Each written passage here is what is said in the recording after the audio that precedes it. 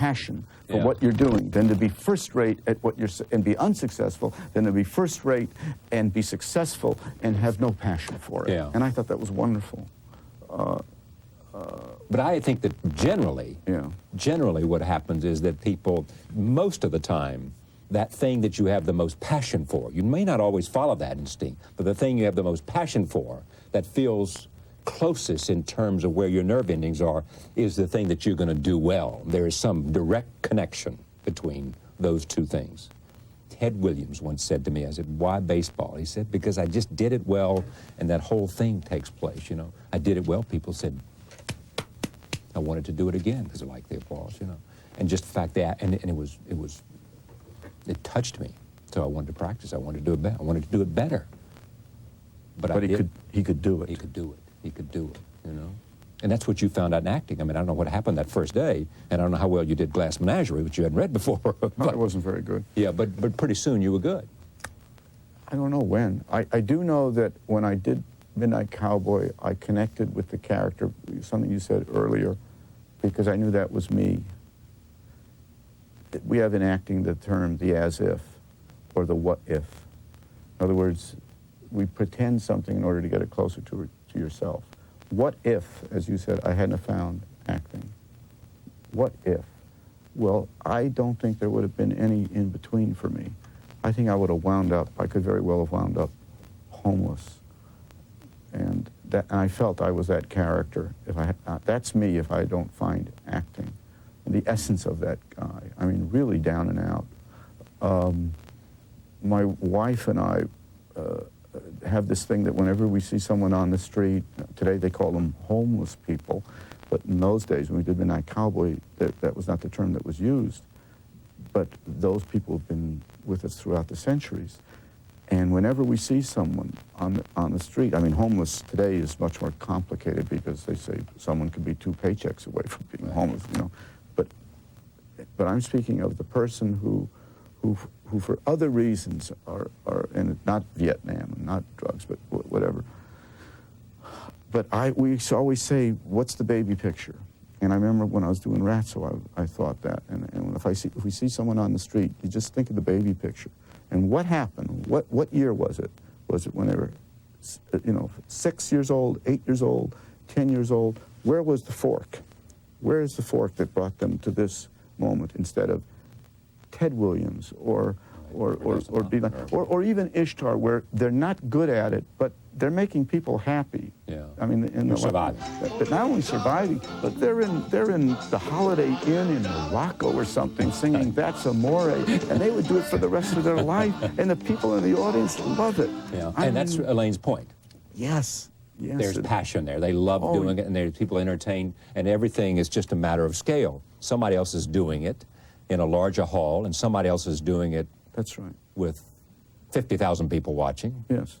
You know it's that all gradations. You know that thing that Tuesdays with Maury and then right. and about the guy, and Ted Koppel did the series, and I read the book and I looked at it. Here the guy has this amniotropic thing, Lou Gehrig's disease, where it starts from your toes. Right. I mean, what a metaphor. So you slowly, very quickly, you start being paralyzed, all the way up in a matter of weeks. Mm-hmm. It's like a nightmare. And then you wind up lungs paralyzed, and you're in bed, paralyzed up to here. And he knew it was going to be his last interview, in the Koppel interview. And the Koppel says, is there anything you want to say, Maury? And I remember the words he said, which is, when you're talking about that, we're talking about Ishtar, and the last words he said was, love or die. Love and that's, or die. Yeah, and I think that's what Elaine May thought when you say passion. Because passion isn't just having passion, it's giving. Mm-hmm. It's giving. It's embracing. There's some doctor the other night, they were talking to him about the Littleton thing. I can't take it out of my head, just like all of us. It's such a cataclysmic thing, because it's suddenly like everything that's happened before it, it's that we've been denying to recognize, we now look at. And he was saying, it's that famous baby doctor that we see on television, I don't remember his name. Rosenfeld? Maybe. No, Brazelton. Is that it, Brazelton? Maybe Brazelton.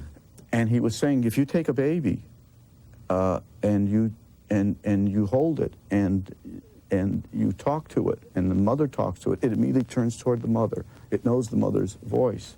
And he says, and if you're the father and you hold that baby out, and you have someone else there, and that baby is responding to someone first, not the father, he says, we know we've got a problem. It's like, Houston, we have a problem. Yeah, right. We have a problem with that father, and we have to get him in for treatment right away, because that's the first thing. We know, he says, we know now neurologically, we know so little about the brain still. Yeah. We know so much neurologically. We can see on these scans they now have that the whole brain lights up like the 4th of July when the baby hears the voice of a parent. Yeah. And we do the same thing where we give them an ice cream, or we show them like that, and it doesn't trigger the same way. It does not open. And what we've been talking about in terms of the separating, which all this technology does to us, and somehow this thing of what Morrie says of love or die, this human connection, as we enter this new century, has been really violated in many, many different ways. Whether it's the phone, or whether it's technology, or whether it's the world wars, what's done to family. This human connection. And it's all I've been thinking about. I know that's what this interview shouldn't be about, but it's like... No, it's what the interview should be about, because it reveals what's in your head right now, and it's in your heart. It is what the interview should be about, and notwithstanding all this. Sorry. No, don't be sorry. You can cut it out. No, I don't want to cut it out. Here's what I wanted to ask, is that feeling as you do, and being an artist, why don't you try to make this into a film? I want to. You don't know my notebooks. I got notebooks all over my room. Yeah. In which you're writing, and all of this is being poured onto the paper. I really am trying. I mean, Grandma Moses was about my age. Yeah, right. She was a little old. She was in the 90s, I think. When she started? Yeah, well, I don't know, 60s, yeah. Hope, right. No, I really want to. You're right. Maybe this will shame me into it. I hope so. Yeah. What you do as an actor is? Trust my instincts. That's all you have. That's all you have. And so something has been stopping me from moving over to director faster. But yes, that's the most fun. The most fun is to... Cocteau, I read a line that Cocteau said the other day. It was a great line. He said... He defined genius. He said, genius is the art of knowing how far to go too far. Genius is the art of knowing how far to go too far. Yeah. And that meant to you? Well, in a sense, there was, I don't know if you use the word genius, but you have a prearranged thing here. Yeah. Somehow the thing takes on a life of its own, right. You say.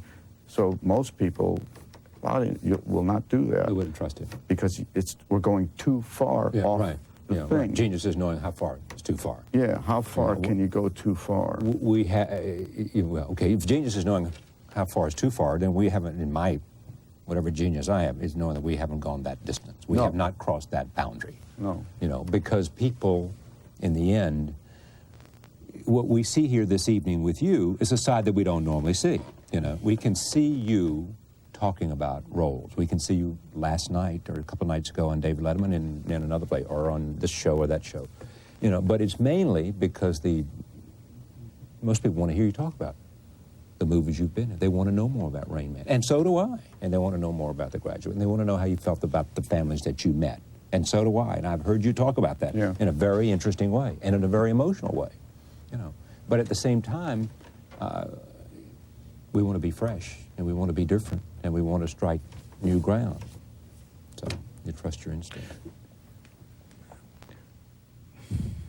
I just read a poem. Before you finish, I got to read you this poem. So before you finish the show, tell me, and you can always clip it out if you don't need it, but it's a great poem. But anyways, the thing that gets... Well, what's the poem say? Should I read it? Yes. Okay, now what I'll do is, because I met the poet afterwards, and I've been carrying it around for days. I just heard it last week. Robert Pinsky. Oh, sure, I know Robert Pinsky. He's a poet laureate, isn't he? That's right. which means he got for the viewers, he got the Nobel Prize, Right. and now he's going around trying to bring poetry to the. To get the Nobel Prize or the Pulitzer Prize? I think the Nobel Prize, wasn't it? May have been the Pulitzer. Pulitzer, yeah, one of those prizes. He got a prize. He got one of those big ones. Yeah. Yeah, right. So, the best part about being famous is that you can find a way to call someone up and they'll take your phone call. That's the best part. Yeah, I And know it is. It is. Isn't it? Yeah. Oh, absolutely. Man. You know who else says that? Our mutual friend Warren says that. It is true, though. It really is the best part. So I called him up, and he took the call. He was actually getting on an airplane to go to Iowa, to Boise, Idaho, to read poetry there. And he had read this poem in Los Angeles at UCLA, and it's called ABC. It hasn't come out yet. I think it comes out in the Book of Poems in 2000. So I asked him a couple questions about it. So be honest, because poetry is hard. So what you don't understand, ask me after I read it, and I'll tell you. Because I wanted to, and I wanted to hear him read it. Right. So I'm going to try to read it at least rhythmically the way he read it. So what he says in front is, it's called ABC. And so what he does is every word starts with the letter of the alphabet, A, B. That's the way he wrote the poem, as you'll see as I read. And then, except at the end, in the last line, there's an equal sign. And I will pronounce the equal sign as I read it. But it has everything to do with I think, the heart of what we're talking about. A, B, C. Any body can die, evidently. Few go happily, irradiating joy, knowledge, love. Many need oblivion, painkillers, quickest respite. Sweet time unafflicted, various world, X equals your zenith. The part I didn't understand, I said, so, Robert, may I ask you, I understand any body. In other words, a body can die. That's what you're saying. But the soul part of a person, the spirit, few of us go happily irradiate, because we all know we're going to die. So to be able to go knowing you're going to die, still radiating joy, knowledge, love. Most of us need oblivion because of the circumstances of life, because no fun to get old, things happen. What's this mean, I said? Sweet time unafflicted. He said, if you're lucky, that's, when I wrote it, he said, that's now. Sweet time unafflicted. That's what you're living now, Mr. Rose. That's what I'm living right at this moment, is this sweet time unafflicted. It ain't going to last forever, even in our own life. Yeah. And I said, what's various world? He says, I'm talking to you now, and I'm about ready to get on a plane for Boise, Idaho. I'm looking around. That's what I mean, various world. Here I am in a sweet time unafflicted, and the world is going on. And it's so hard for us to understand that and to embrace it. And I think what gets me, and I connect with him, and I connect with when I do material, and even when I meet somebody who I feel is like me, the most, and that's why it's so painful today with this horror. I mean, when you look at the television, and there was one cut which was, my God, it was unintended, and it's like some great film artist would have done it, and you see the kids and their families walking away from a memorial service of what happened in Littleton, and they're walking, and the camera has them walking toward their camera, and they're just walking in this undescribable state. And there was a cut suddenly to someplace in Montenegro, wherever it was, and the Kosovo refugees were, it's the same people. Good God. I think we're And it's a terrible time for art, and it should be the time, because what art puts a face on it. See, it makes us feel it. It makes us understand it. We're all the family. This is the same family. Maybe this is one thing that media has done for us. It's brought us to where the 21st century is not going to be able to get away with what the 20th century got away with. Because when I was a kid, it was the Japs and and they were, with the propaganda. We're not going to be able to demonize people like that. They're people. We're all people. And we're all the same family. And we're all living right now, which means we're dying together. In the best of circumstances, we're dying together. And that's what makes us need to embrace and want to embrace, to share that. You, Mr. Rose, me here, we're very temporary. It's gone like that. And